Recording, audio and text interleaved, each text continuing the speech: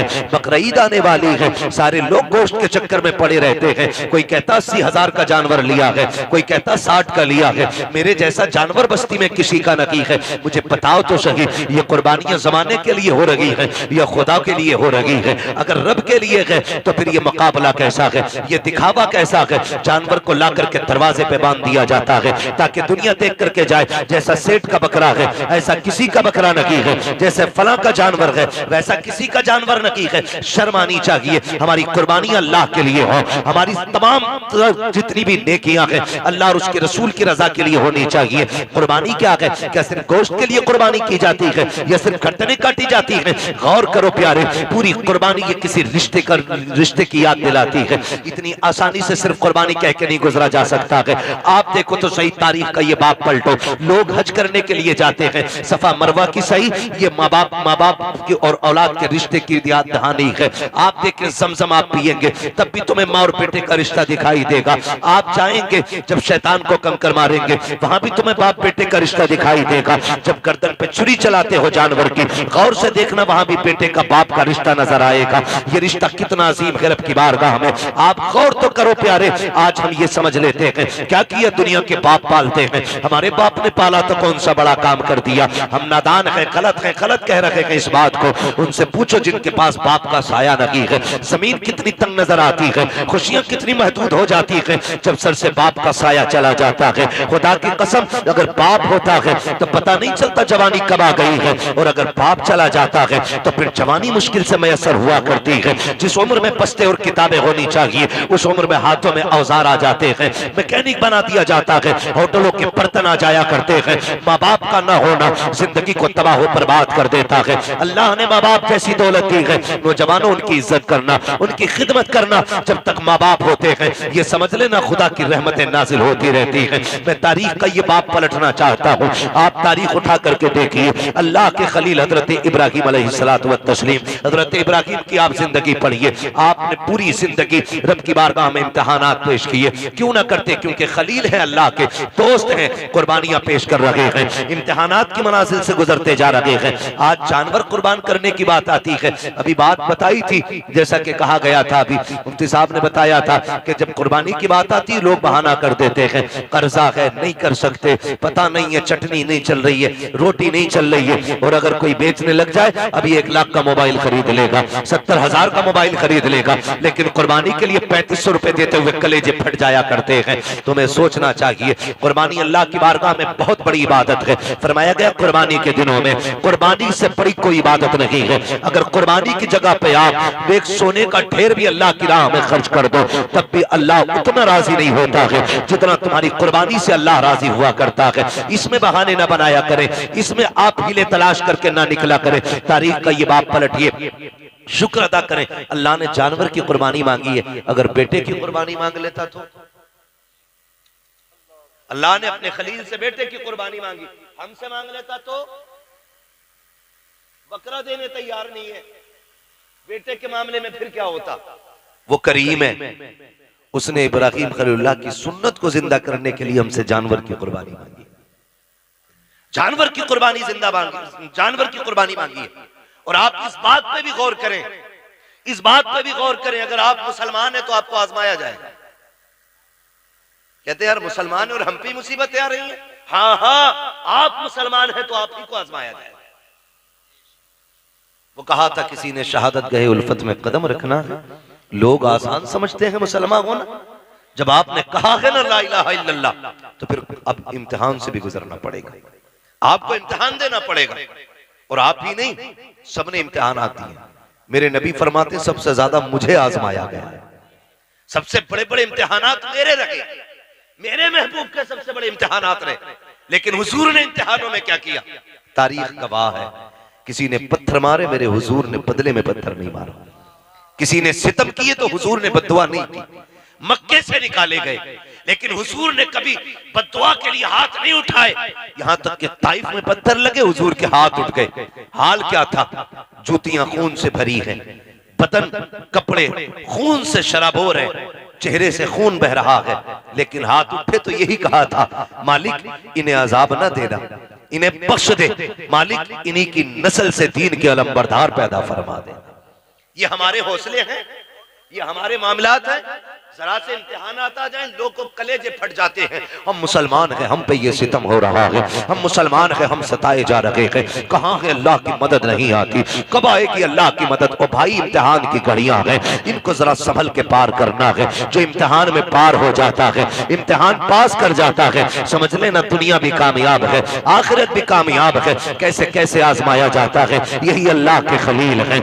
आपको कैसे आजमाया गया, जंगल में रखा गया, अल्लाह के खलील ने सब्र किया, फिर क्या किया गया, लोगों ने बहुत सताया, परेशान किया, आपने बुत तोड़े, लोग दुश्मनी पे आमादा हो गए, यहाँ तक के नारे नमरूद को तैयार किया गया।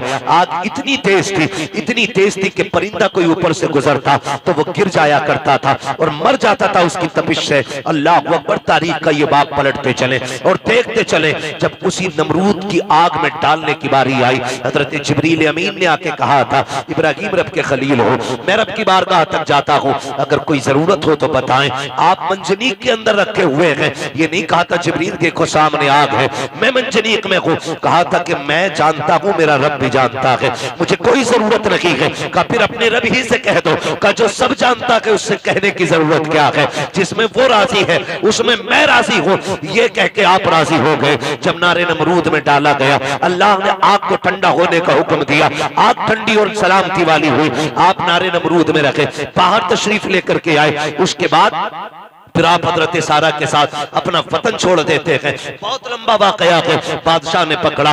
फिर उसके बाद बदले में आपको हजरत हाजरा भी तोहफे में पेश की गई, हजरत हाजरा से आपने निकाह किया। जब कोई औलाद न थी, अल्लाह ने हजरत हाजरा से एक बेटा अता फरमाया। जब एक बेटा पैदा हुआ, आपकी मोहब्बत ज्यादा हो गई, फरिश्ते बातें करने लगे, मालिक ये तेरा खलील है, तेरा दोस्त है, लेकिन अपने बेटे से बहुत ज्यादा प्यार करता है। रब ने फरमाया इब्राहिम का जी रब्बे जलील का बेटे को अपने आप से दूर कर दो। कहा क्या करना है मालिक, कहा ऐसी वादी में छोड़ के आओ जहां पे कोई आबादी ना हो। हजरत इब्राहिम खलीलुल्लाह ने बेटे को लिया, आज वहां लेकर के आए जहां आज काबा मौजूद है, उस जमीन पे बीवी बच्चे को लेकर के आए। तारीख का ये बाप बड़े सुनहरे अल्फाज में लिखा हुआ है, बहुत गौर से सुनना प्यारे, और जाकर के बहन बेटियों को भी ये बाप सुनाना। हजरत इब्राहिम खलीलुल्लाह जब उस जंगल में आए जहां पे दरख्त का साया तक नहीं था, हरियाली तक नहीं थी, काले पत्थरों की पहाड़ियां है, दूर दराज तक कोई नहीं है। अल्लाह के खलील ने बीवी बच्चे को जब छोड़ा है और छोड़ के जाने लगे हैं, हजरत हाजरा ने दामन पकड़ा, साथ चलने लगी है। मुअर्रिखीन ने लिखा है 3 मील तक दामन पकड़ के हजरत हाजरा चली है और ये पूछती जा रही थी, अल्लाह के खलील बताते तो जाओ, क्यों छोड़ के जा रहे हो, कोई खता हो गई है, बताओ तो सही, क्यों छोड़ के जा रहे हो, क्या बात है, अपनी मर्जी से छोड़ के जा रहे हो या रब के कहने से छोड़ के जा रहे हो। ये हजरत हाजरा कहते कहते 3 मील तक दौड़ी है। तारीख गवाह है, खुदा की कसम, एक जुमला भी हजरत हाजरा ने नाशुक्री का नहीं कहा था। आज शौहर अगर बीवी के पसंद के कपड़े न लाता है तो फिर बीवियां बिगड़ जाया करती हैं, कहती तुम्हारे घर में सुकून नहीं मिला है, जब से तुम्हारे घर में आई हो मुझे मिला ही क्या है, इस तरह के ताने दिया करती हैं। ए मेरी बेटी मेरी बहन, कान खोल के सुन लेना, तेरी जन्नत तेरे शौहर के कदमों में रखी गई है। तू लाख सजदे कर ले, लाख नवाफिल पढ़ ले, अगर तेरा शौहर तुझसे नाराज है तो खैरियत नहीं है। अगर तेरा शौहर 2 पैसे की चीज लेके आता है, उससे चेहरा बिगाड़ के बात ना कर, उसका मुस्कुरा के इस्तेमाल करना। तू नहीं जानती है कि तेरे शौक तो इतने हैं कि शौहर की कमाई उतनी नहीं है। लंबी लंबी लिस्टें बना के दी जाती हैं, मुझे 7,000 का जोड़ा चाहिए, 8,000 का जोड़ा चाहिए। मेरी बहन तो कनीज़े फातिमा ज़हरा है, तेरे लिए जन्नत में महल्लात तैयार किए गए हैं, जन्नत में जन्नती लिबास तेरे लिए है। फकत इतना करना है, तुझे अपने शौहर की रजा में राजी रहना है। तू कौन है, तेरी औकात क्या है, ना तू वली की बेटी है, ना तू नबी की बेटी है, ना तू नबी की बीवी है, ना तू वली की बीवी है। तारीख का ये बाप पलट के तो देखो, हजरत हाजरा को अल्लाह का खलील छोड़ के जा रहा है, जंगल में छोड़ के जा रहे हैं, कोई दरख्त नहीं है, कोई साया नहीं है, जंगल की जंगल है। 3 मील तक दौड़ी है, दामन पकड़ के दौड़ के कहा था, खलील ये तो बता के जाओ क्यों छोड़ के जा रहे हो, इतनी सी खजूरें, इतना सा पानी, ये किसके सहारे है। अल्लाह के खलील की आप तारीख पढ़िएगा, आग में डाले गए हैं, अल्लाह के खलील नहीं रोए हैं, वतन छोड़ा है नहीं रोए हैं, नमरूद की फौज ने पीछा किया है नहीं रोए हैं, लेकिन जब बेटे को जंगल में छोड़ के जा रहे हैं लोग कह दिया करते हैं मेरे बाप का रिश्ता की क्या है, मेरा बाप मुझसे प्यार नहीं करता है। गैरत आनी चाहिए। खुदा की कसम वो खलील जो नमरूद की आग से लग कर के नहीं रोया, वो खलील जो आग में डाला गया तब आंसू नहीं आए, दुश्मनों ने पीछा किया तब नहीं रोया, लेकिन आज जब बेटे को छोड़ के जा रहे हैं आंख से आंसू टप टप गिरते जा रहे हैं। शरीक हयात ने कहा था अल्लाह के खलील बताते तो जाओ इस जंगल में क्यों छोड़ के जा रहे हो, अच्छा ये बताओ अपनी मर्जी से छोड़ रहे हो या रब ने हुक्म दिया है। इतना सुनना था। अल्लाह के खलील ने कहा था हाजरा प्यारी सौजा बता तो सके अगर रब ने किसी को ऐसा बेटा दिया हो और वो भी कोई शुरू उम्र का ना हो, 70 साल की उम्र में मिला हो और यूं ही नहीं जिसको दुआओं में मांगा हो, सजदों में रो के मांगा हो, तब जाके इस्माइल सा बेटा मिला हो, क्या ऐसे बेटे को कोई जंगल में छोड़ जाएगा, अपनी मर्जी से छोड़ के जाएगा? कहा हाजरा ये अपनी मर्जी से छोड़ के नहीं जा रहा हो बल्कि अपने रब के कहने से छोड़ के जा रहा हूं। हजरत हाजरा ने इतना सुना, तवक्कुल अल्लाह देखिए, अल्लाह पे भरोसा देखिए, इतना सुनना था, दामन छोड़ा, मुस्कुरा के कहती है खलील पे ठहरो, ये पानी भी ले जाओ, खजूरें भी ले जाओ। कहा क्या करोगी? कहा जिस रब की मर्जी से छोड़ के जा रहे हो वही रब खाना भी दे देगा, पानी भी दे देगा। इसे तवक्कुल अल्लाह कहते हैं। क्या बात है। नारे तकबीर, नारे रिसालत, मसलके आला हजरत खतीब अहले सुन्नत मुफ्ती हम्माद रजा मुरादाबादी, नारे तकबीर। ये रिश्ता होता है माँ बाप का, इसे समझने की कोशिश करें। जो खलील नारे नमरूद से न रोया वो बेटे की जुदाई पे रो दिया, वो बेटे को छोड़ते वक्त रो दिया। सोच तो सही, कैसे कह देते हो मेरा बाप प्यार नहीं करता? खुदा की कसम खा के कहता हूं मंडी चले जाओ, मार्केट चले जाओ, जितने मजदूर थैले हाथ में लेके खड़े होते हैं ना, उनसे पूछना इस उम्र में क्या जरूरत थी इतनी गर्मी में काम करने की? सिर्फ यही कहेगा बच्चों का पेट है, बच्चों के लिए आया हूं। बच्चों की जरूरतें माँ बाप को मौत तक ले जाती है और औलाद कहती है क्या किया है मेरे बाप ने, क्या किया है मेरे बाप ने? खुदा की कसम अगर तेरे हलक में हराम का लुकमा नहीं जाने दिया है तो सबसे बड़ा एहसान किया है तेरे बाप ने, बहुत बड़ा एहसान किया। और मैं ज्यादातर नौजवान बेटे आपसे गुजारिश कर जाऊं, आप ही के रामपुर से एक दिन फोन आया, कहा गया कि मौलाना हमारे अब्बा को समझाइए। मैंने कहा बात क्या? उसने कहा रिश्ते नहीं हो रहे हमारे। मैंने कहा वजह? उसने कहा वजह यह है कि जो भी रिश्ता करने आता है वो ये पूछता है कि तुम्हारा बाप क्या करता है, या मेरे बाप से पूछता आप क्या करते। तो जब वो कहते हम रिक्शा चलाते तो रिश्ते करने वाले लौट के चले जाते। तो उसने कहा हमें गैरत आ रही है, हमारा बाप रिक्शा चला रहा है। मैंने कहा ठंडे दिमाग से सोच, शाम को तेरा बाप आता है तो कपड़े पसीने में भीगे होंगे। कहा हाँ। तो मैंने कहा उसके तलवे चूमा कर, वो पसीना बहा के कमा के लाता है, किसी का खून बहा के कमा के नहीं लाता है। हमारी दुनिया को हो क्या गया है? हमें करोड़पति चाहिए, चाहे दलाल हो, रिश्वतखोर हो, ब्याज लेने वाला हो, हराम की दौलत इकट्ठे करने वाला हो। ये चार चांद कब तक?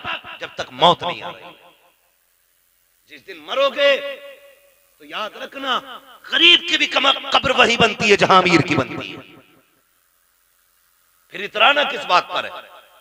नौजवानों, अपने मजदूर बाप की इज्जत करना, मजदूर बाप की इज्जत करना। उसने कम से कम तुम्हें हलाल के लुक़्मे खिलाए। फरमाया गया जो हराम के लुक़्मे खा के पड़ेगा जिस्म, वो जहन्नम का ईंधन बनाया जाएगा।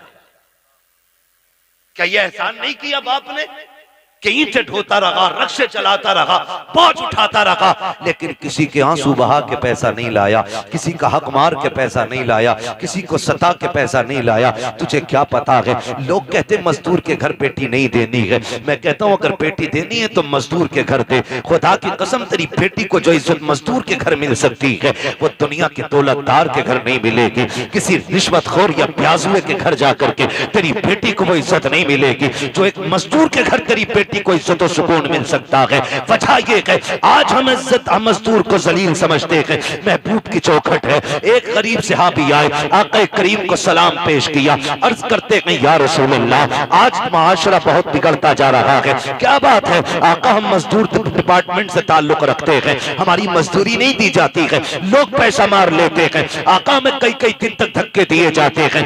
मेरे नबी ने इतना सुना उठ के खड़े हो गए, फरमाया मुसाफा नहीं करोगे? कहते हैं या रसूल अल्लाह, हाथ ऐसे नहीं है जो आपके हाथ में दिए जा सके। क्या बात है? काका इन हाथों से मजदूरी करता हूं, हाथों में छाले पड़े हैं, फेटे हैं, कहां आप जैसे आपके गुलाम जैसे हाथ, कहां मेरे ये सख्त हाथ? आका खैरत आती है आपके हाथ में हाथ देते हुए। मेरे नबी ने उसके हाथ देखे, फरमाया ला तेरे हाथों को बोसा दे दो। इतना सुनना था, मजदूर की आंख में आंसू आ जाते हैं। या रसूल अल्लाह, आप बोसे की बात करते हैं, यहाँ मजदूर को बगल में बैठा के कोई पानी नहीं पिलाता है, यहाँ साथ बैठा करके कोई एक प्लेट में खाना नहीं खिलाता है। आका आप हैं कि चूमने की बात कर रहे हैं। मेरे नबी ने इतना सुना, फरमाते हैं खाली सिर्फ निजाम नहीं बनाना है, बल्कि जमाने को मजदूर की इज्जत भी बतानी है। आका करीम ने जब मजदूर के हाथ को बोसा दिया, तड़प गया आका, इतनी इज्जत, फरमाया सिर्फ इज्जत नहीं, एक कानून भी बता रहा हूं, जाओ जमाने से कह देना कि मजदूर की मजदूरी पसीना सूखने से पहले दे दो। कहा ये इज्जत किसने दी है? तो बता देना ये इज्जत मदीने वाले मुस्तफा ने अता की। हम मजदूर को हिकारत से देखते हैं, और मेरे नबी ने फरमाया लो एक इज्जत का ताजोड़ दे रहा हूं। हुजूर कौन सा? फरमाया अल कासिबु हबीबुल्लाह, जो मेहनत मशक्कत करके कमाएगा, कयामत में अल्लाह उसे अपने हबीबों की सफ में जगह अता फरमाएगा। तो कम से कम इतना ख्याल करें नौजवानों, हम तो अपने बाप की मेहनत का ख्याल करें। अगर ये दुनिया वाले हमें मजदूर का बेटा कहते हैं तो कहने दें, हमें उस बाप की इज्जत करनी है जिसने चौक में गालियां खा के, मजदूरी पे धक्के उठा के हमें पाला है। तुमसे तो कम से कम इतनी तवक्को होगी उस बाप को कि कोई इज्जत करे ना करे, मेरा बेटा तो इज्जत देगा ना। अगर वही औलाद उसे जलील करने लगे तो बताओ वो जी के क्या करेगा? क्या करेगा वो जी के? जब वही औलाद उससे कहती हो कि तुझे टुकड़े डालने से बेहतर है कुत्ते को टुकड़े डाल दिया जाए, क्या करेगा वो बाप जी के? उसे हार्ट अटैक नहीं आएगा? उसे हार्ट अटैक नहीं आएगा? वो रोएगा नहीं अपनी कमनसीबी पे? क्या वो भूल गया होगा उन दिनों को जब तुझे गोद में उठा के वो गली गली फिरता रहा? मुझे बताओ, तुझे सर्दियों में बुखार आया, बाप ने सारे कंबल तुझे उड़ाए, खुद ठंडी में सिकड़ता हुआ मंडियों के, गलियों के, बाजारों के, हॉस्पिटलों के चक्कर लगाता रहा, खुद मर गया लेकिन बेटे को जिंदगी दे गया। लाजिम है हर बेटे पे अपने माँ बाप की इज्जत करे, अपने माँ बाप की इज्जत करे। पढ़े तारीख, आप कभी ये नहीं कह सकते अपने बाप से आपने क्या किया मेरे लिए। खुदा की कसम, जितना एक बाप कर देता बेटे के लिए, कोई तुम्हारे लिए उतना नहीं कर सकता। मैं तो चैलेंज के साथ कहता हूं, एक बाप को तोलने के लिए ना खुदा की कसम जिंदगियां कम पड़ जाएंगी, लेकिन बाप की मशक्कतों का अंदाजा नहीं लगाया जा सकता। आप भी जानते हैं एक आदमी को अपना पेट पालने में कितनी मुश्किल आ सकती है। कोई मुश्किल बात है एक आदमी को पेट पालना? कोई मुश्किल बात नहीं, और कोई मशक्कत भी नहीं। अकेला बंदा कहीं भी खा पी के गुजारे कर लेता है, लेकिन दुनिया भर की सहूलतें बाप औलाद के लिए उठाता है, औलाद के लिए उठाता है। बेटा पैदा हो मीठा तकसीम करता है, जवान हो जाए तो निकाह की तैयारियां करता है। हाँ, आप देखें ना मास्टर इरफान साहब, इन्होंने इतना खर्च किया। मैं कहता हूं कि अगर और इनका बेटा ना इनकी दवा के लिए सिर्फ इतना खर्च कर देना जितना आज इन्होंने किया अपने बच्चों के लिए, तो शायद बड़े सुखी रहेंगे। लेकिन हम भूल जाते हैं, हम अपने बाप की दौलत को अपनी समझते हैं, लेकिन अपनी दौलत को बाप की दौलत नहीं समझते। ये कड़वी सच्चाई है। जो बाप कमाता रहा है, तुम अपनी मर्जी से फर यारों में उड़ाते रहे, फर उड़ाते रहे। अब्बा आज मेरा बर्थडे है, अब्बा आज मैं पास हुआ हूं, यारों को पार्टी देनी है। वो कैसे कमा के लाता रहा उसने तुमसे नहीं बताया। जो तुम मांगते रहे वो देता रहा। उसने बुढ़ापे में इतना कहा था, बेटे खांसी बढ़ गई है, एक सिरप चाहिए। तुमने मुंह बिगाड़ के कहा, तुम्हारे खर्चे उठाऊं या औलाद के खर्चे उठाऊं? लोग कहते हैं बाप उस दिन मरा जिस दिन सांसें रुकी। मैं कहता हूं नहीं, ये तो उस दिन मर गया था जिस दिन बेटे ने हाथ रोक लिया था, उसी दिन बाप मर गया था। खुदारा बदलो अपने आप को, अपने बाप की इज्जत किया करो। और दुनिया में तुम्हारे बाप को कोई इज्जत नहीं देता, तुम इज्जत दे के बताओ कि तू किसी की नजर में जलील होगा, लेकिन मेरी नजर में तेरी इज्जत एक बादशाह से ज्यादा है। ये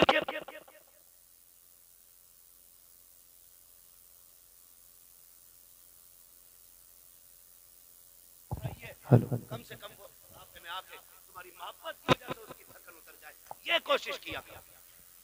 अक्सर नौजवान मेरे सामने बैठे, अल्लाह करे हर नौजवान अपने बाप की इज्जत करने लग जाए, बाप की इज्जत करने लग जाए। हम तो ये सोचते हैं ना, ये सोचते हैं ना जो भी कमाया वो हमारा है, हमारे बाप का कुछ नहीं है। नहीं, ख्याल करो यार, ख्याल करो। एक बाप की जिंदगी अपनी औलाद के लिए पूरी सर्व कर देता है बाप। मैं अर्ज कर रहा था, अल्लाह का खलील बेटे को छोड़ते वक्त, बेटे को छोड़ते वक्त, बेटे को छोड़ते वक्त अल्लाह के खलील रो दिए, रो दिए। तारीख का ये बाप भी पलटे। तवज्जो है? थके तो नहीं अभी? अगर नहीं थके तो बोले जरा या रसूल अल्लाह। हमारे अलीम भाई बता रहे थे कि ये बड़े सुस्त लोग बैठे,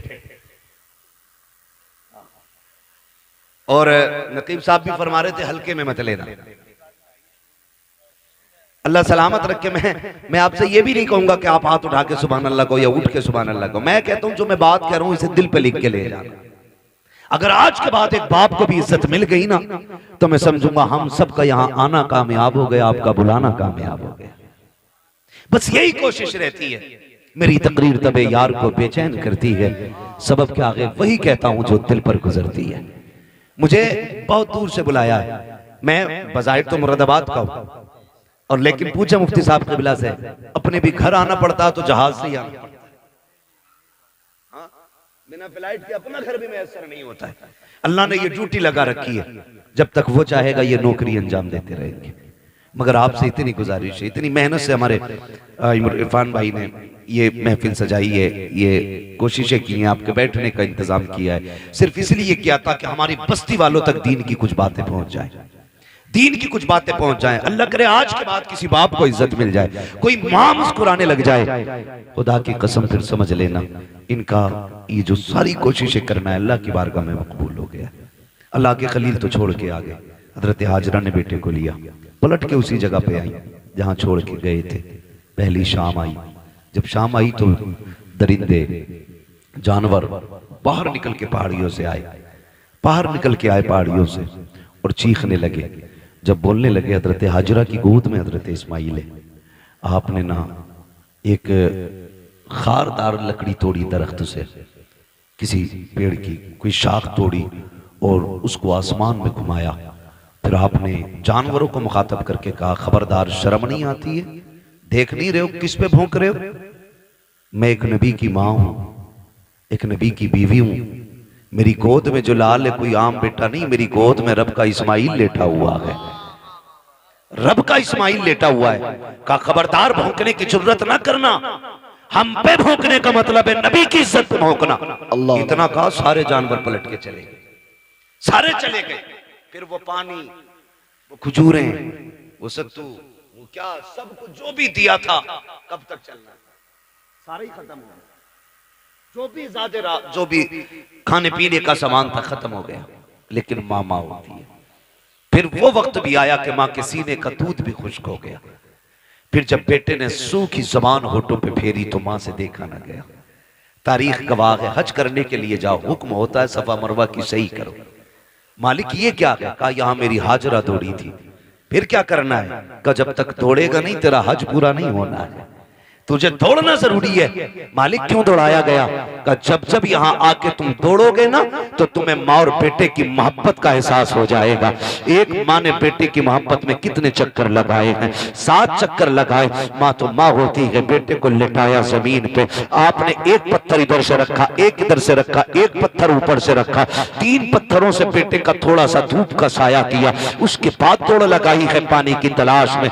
आप दौड़ करके पहाड़ के सिरे पे चढ़ी है, चारों तरफ देखा, पानी नजर नहीं आया। फिर ख्याल आया मेरे बेटे को कोई जानवर न ले जाए। फिर पलट के वापस आई है, फिर बेटे की खुशकी देखी है, फिर दौड़ लगाई है। बाज मार्रिखीन ने यहाँ तक लिखा है कि 7वें चक्कर पे हजरत हाजरा गिर जाती है। अल्लाह अकबर, जब गिरी है इधर हजरत इस्माइल ने एड़ियां रगड़ी है। जब एड़ियां रगड़ी, रब ने फरमाया जिब्रील जी रब्बे जलील जल्दी कर दौड़ के जाकर के मेरे इस्माइल की एड़ियों की जगह से चश्मा जारी करके। तारीख गवाह है हजरत हाजरा ने खुद को संभाला और दौड़ करके आई। क्या देखती है, जहां बेटे के पैर लग रहे थे वहां से पानी का चश्मा जारी हो गया है, चश्मा जारी हो गया है। आज दुआ के लिए तुम मियाओं के चक्कर लगाते हो, खानकाहों में डूब जाते हो। जिससे दुआ लेनी थी तुमने उससे दुआ नहीं दी। अगर तकदीर बिगड़ रही है, बरकत नहीं हो रही है, जाके माँ से दुआ ले ले। खुदा की कसम, जिसकी कहीं नहीं सुनी जाती है उसकी माँ की चौखट को सुन ली जाती है। नारे तकबीर,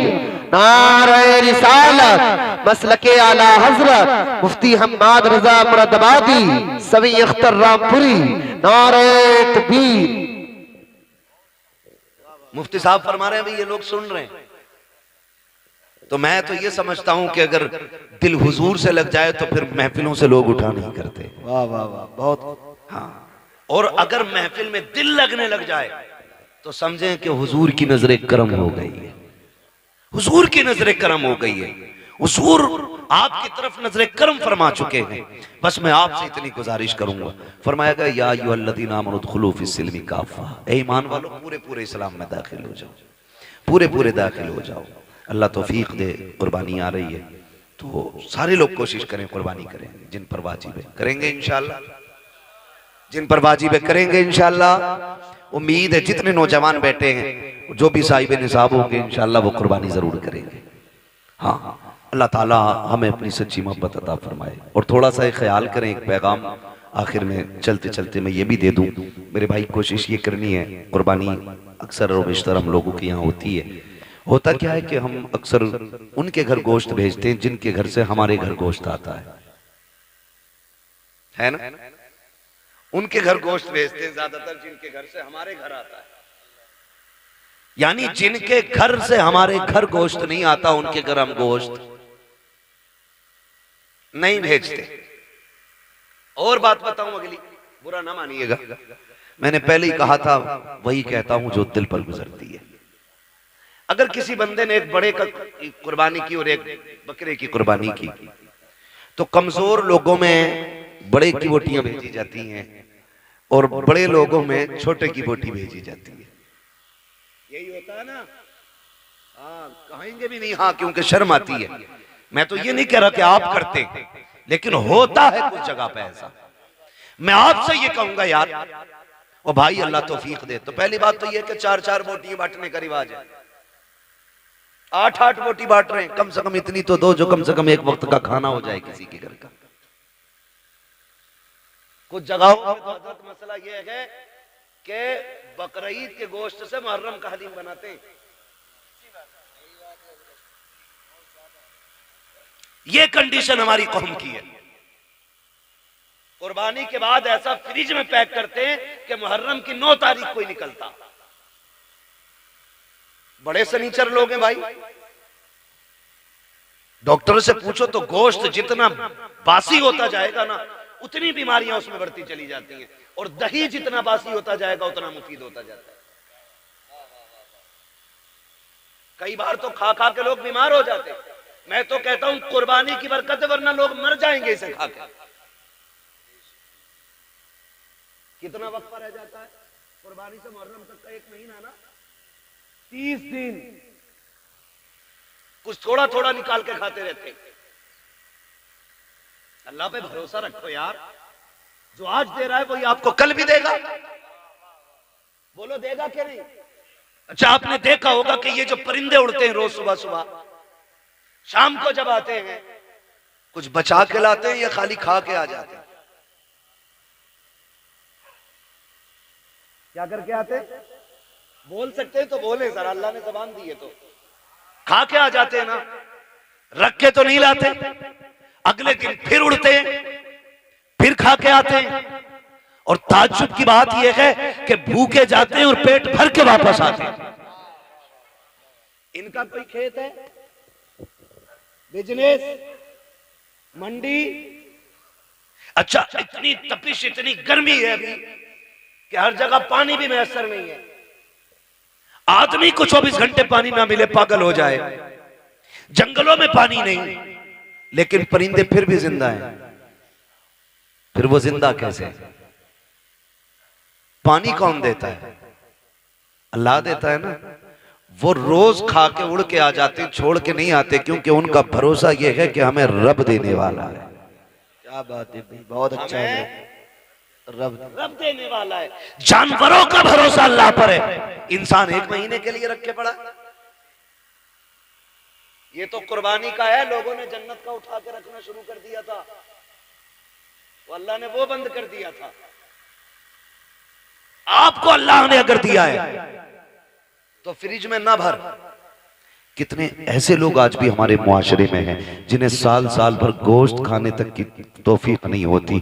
वजह इतनी ये है, कंजूस नहीं है, कमजोर लोग हैं, मजदूर लोग हैं, महंगाई ने कमर तोड़ दी है। किसी के आगे बेटियां जवान है, किसी के घर में बेटे परेशान है, किसी को बीमारी ने घेर रखा है, कोई मुसीबत में है, कोई आजमाइशों में है, कोई बीमारियों में है। इस वजह से कितने लोग गोश्त नहीं खा पाते हैं। अल्लाह ने तुझे तौफीक दी है। ओ यार, अगर तूने बकरे की कुर्बानी की है, अमीर तो 8वें दिन 10वें दिन बकरा खा ही लेता है। कभी उस गरीब के घर भी बकरे का गोश्त भेज दिया करो, जिसके बच्चे बाप से कहते हैं बकरे का गोश्त हमने नहीं खाया है। कभी हमको भी बकरे का गोश्त खिलाया जाए। कई बार मजदूर गरीब मंडी गया है, कई बार दुकान जाकर के लौट आया है, का बेटे गया तो था 700-800 का रेट था, इतनी तो तेरे बाप की मजदूरी भी लगी है, जितने का गोश्त था ये सोच करके बाप लौट आता है। तुम्हें रब ने अगर तौफीक दी है, अगर तुमने छोटे की कुर्बानी की है अल्लाह की रजा के लिए, कभी उन गरीबों के घर दे दो जिनके यहाँ कभी गोश्त नहीं गया है। खुदा की कसम खा के कहता हूँ, तूने 4 बोटी अगर अमीर के लिए दी है, चर्चों के लिए दी है, ताल्लुकात के लिए दी है, सिर्फ वाफा के लिए दी है, तो ये 4 दिन के लिए है, खत्म हो जाएगा। अगर तूने वही बोटियां किसी गरीब की दिलजोई के लिए दी है, खुदा की कसम मर के कयामत में आना, अल्लाह तुझे इज्जतों के ताज अता फरमा। भाई वाह वाह वाह, जिंदाबाद जिंदाबाद, बहुत खूब। गोश्त तूने दे जिनके यहाँ हुआ ही ना हो। कई बार ऐसा होता है जिनके घर कुर्बानी हुई है, 2 क्विंटल में से 50 किलो इसके घर रखा, और मोहल्ले वालों ने भी एक तसला भेज दिया। और कितने गरीब ऐसे होते हैं कि बकरा ईद के घर दिन भी उनके घर में दाल बनती है। इसे ईद कहते हो? तेरी बस्ती के अंदर अगर एक बंदा भी ईद के दिन चटनी से खाएगा तो तुझे गैरत से मर जाना चाहिए। अल्लाह तौफीक दे तो ये गरीबों में तकसीम करेगा। आपके घर के होते हुए किसी घर में दाल या चटनी नहीं। आज ये रब की दावत का दिन है, रब की दावत का दिन है। हर घर में गोश्त की खुशबू आनी चाहिए, हर घर में तकसीम करें।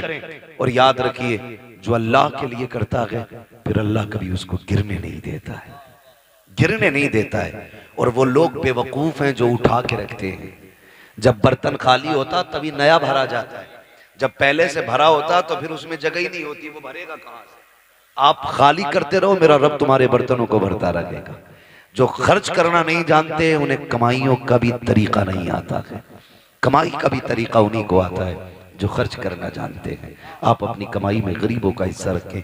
कुर्बानी आ रही है, सारे लोग कुर्बानी करें।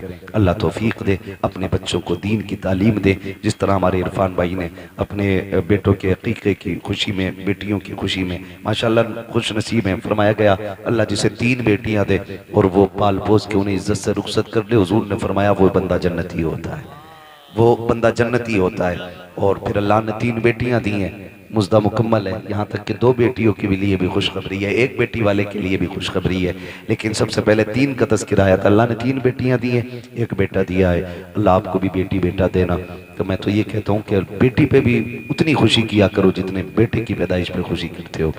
इसलिए कि याद रखना, कभी कभी बेटे वो काम नहीं करते जो बेटियां काम कर जाया करती हैं। और बेटियों की मोहब्बत बाप से हमेशा जुदा होती है।